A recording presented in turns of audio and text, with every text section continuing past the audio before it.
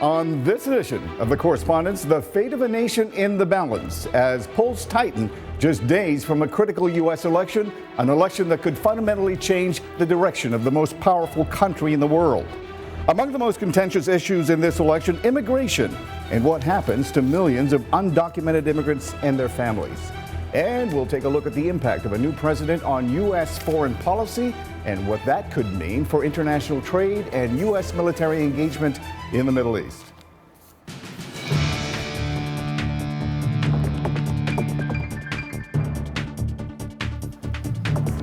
And welcome to this special edition of The Correspondents on Voice of America. Thanks for joining us. I'm Mil Arcega in Washington. Well, this is it, the final weekend before Americans elect their next president. But while issues like the economy, immigration, and foreign policy are important, recent polls suggest that many voters are more likely to base their decisions on how they feel about the personal attributes of the two major candidates, Democrat Hillary Clinton and Republican Donald Trump. Here's VOA national correspondent Jim Malone on the character issues that have dominated this year's election campaign.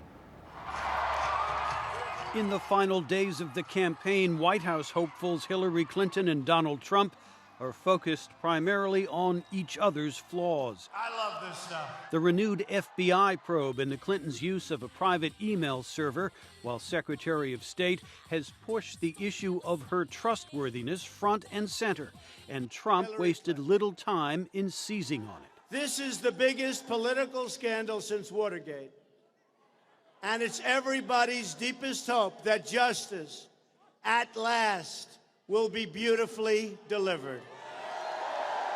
Clinton may be on the defensive, but she's also lashing out at what she believes are Trump's character flaws in the final days of the campaign. Donald Trump is out there stoking fear, disgracing our democracy, and insulting one group of Americans after another. So let's step away from the insults and the name calling for a bit and just jump right into what's really going on. And to help us out with that, I'm joined by two of the hardest working political reporters at VOA, senior national correspondent Jim Malone, along with our political field reporter Katherine Gypson. Always good to have both of you on. Now, Jim Malone, I'll start with you. Last week at this time, we were pretty much crowning the 45th president as Hillary Clinton. What happened in the last 7 days? There was a lot of evidence that just before that, the polls were starting to tighten, starting to close a bit. And then we had this announcement from the FBI to members of Congress that they were looking at new information related to the Clinton email probe. That raised this issue back front and center of the email controversy. And as we've known in this election cycle, when the focus is on one or the other of these two candidates, it's usually bad news for the candidate where the focus is on. And sure enough, there's been a pretty good surge here by Donald Trump at the end. Mm-hmm. Will it be enough for him to catch her? We still got a few days to go. We'll find out. But it's certainly moving a bit in his direction. Right. Whether it's enough, we don't know. Katherine, do you think these polls would have tightened up as much as they have had FBI Director James Comey not introduced, told Congress that a new probe was underway on Hillary Clinton? I've certainly wondered that. I wonder what impact that had on the moderate Republicans who may have been on the fence about Donald Trump, who had some real concerns about his character heading into these last weeks of the election season, but maybe looked at Hillary Clinton and thought, this is just one step too far. Now I will go out and vote for Donald Trump. It was a tipping point for a lot of Republicans or undecideds, right? But Jim, I know we don't want to spend way too much time on this, but did the FBI director overstep his bounds, perhaps, by in effect, influencing this election? Well, a lot of Democrats think he did. Even some Republicans were critical of this announcement.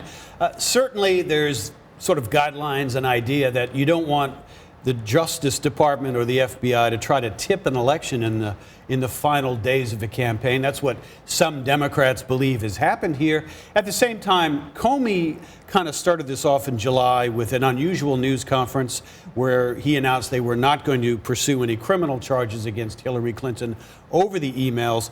And he testified before Congress and told them if more information became available, he would get back to them. Well, that's what happened. That 7 days before an election. He made a pledge. So, they're stuck with that. that. So the upshot of this, Katherine, is the swing states, the battleground states, are even more important than they ever have been. Oh, absolutely, especially in Florida, which is a spot I just visited, talking to a lot of Florida female voters who expressed a lot of concern that this campaign is all about insult throwing, that it's not at all been about the issues, that they haven't heard any talk about the economy, about immigration, about all of these serious things that are facing our country right now, and it's come down to a character battle. And frankly, a lot of them told me they're really tired of that. Well, a lot of people, most Americans are tired of what's been going on. But tell me, what about a Republican woman in Florida having to make a choice for Trump after all of the nasty things and the misogynistic comments that have been made? Well, it really depends how long has she been. Has she been on the Trump train? Has she been with that group before?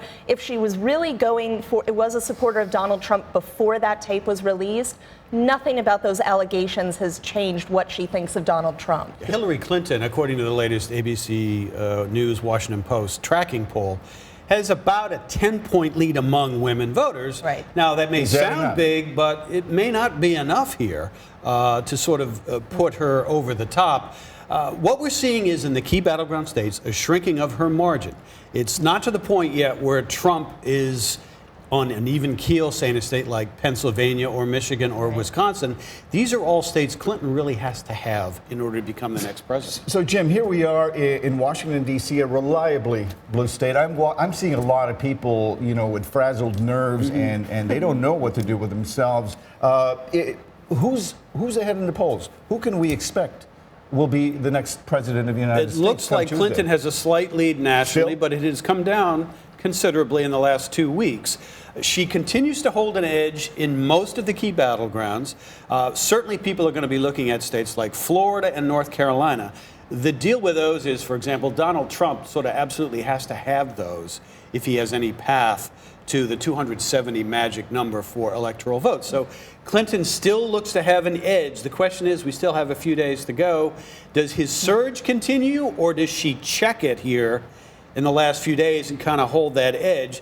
The Democrats are hoping for that. The Republicans want to see that surge continue. So, Katherine, what we've been seeing Trump doing is acting more presidential, relying on the prompter a lot more, and actually even telling himself, okay, calm down. We don't want to make any mistakes here. So, so as a result, what we seem to be seeing is less emphasis on any of the policy issues that are important to Americans and more on style rather than substance. That's right, but it's also been a good 10 days for him on the teleprompter. He's been able to appear presidential. He's been disciplined. He's had tight campaign events in Pennsylvania. Melania Trump just came out in a key county and gave a speech, her first since the convention. That could really reach out to some undecided female voters in that area of Pennsylvania. They're really giving a good push in these last few days. It's also allowed him to focus on the issue of change, which we've seen in the polls is something people want. The question is, until now, they were hesitant because Trump seemed to be, the temperament was an issue for him, whether he was fit to be president. But I notice in his TV ads now and on the stump in his rallies, he's coming back to that in a disciplined way, and that could be a powerful argument. At the end, if people are willing to put up with his foibles because they really want change, he's trying to draw that group into his orbit. So what happens on the Wednesday after the election? One or the other of the candidates will win. Is this over for reporters, or do we think there's going to be a lot more issues? The election is way too divisive, but not only that, the country is way too divided. And you have about half the country either way that's going to be very upset on Wednesday after the results. And so the first challenge is going to be, how does this person, already divisive, no matter who it is, heal the country, start to work at that? You already have Republicans mentioning the word impeachment over the email situation or the Clinton Foundation already. So it's a very divisive atmosphere, and I don't think the election is going to clarify it that much. No clarification. So if the Republicans lose big time, Katherine, on Tuesday, will there be a lot of soul searching, or will there also be soul searching on the Democratic side? What do you think will happen? Well, on the Republican side, we know that House Speaker Paul Ryan will have some reckoning to do that next week when the House comes back into session. It'll be really interesting to see how his fortunes fare after Election Day. And then, of course, talking about the regular voters. I've talked to voters all across this country asking them, how do you think we come back together? nobody could really give me an answer. Nobody knows what happens next. So very quickly, any expectations for Tuesday? What's it going to be I think like? it's looking close, and it could be a long night. Okay, it could be a very long night, and I'm glad right. both of you are going to be covering this so much. Thank you so much, Jim and Katherine. We are just getting started on this. Coming up after the break, what this election means for people around the world and the role immigrants could play in choosing the next U.S. president. This is The Correspondents on Voice of America.